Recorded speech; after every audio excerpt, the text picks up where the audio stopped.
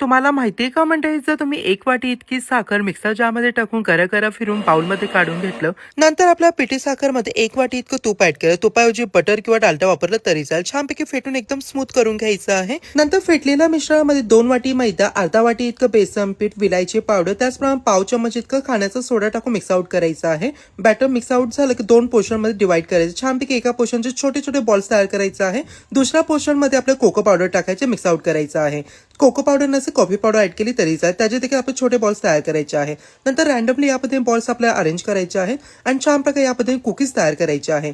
एकदम डिलिशियस नानकटे तयार होतात. नक्की ट्राय करा.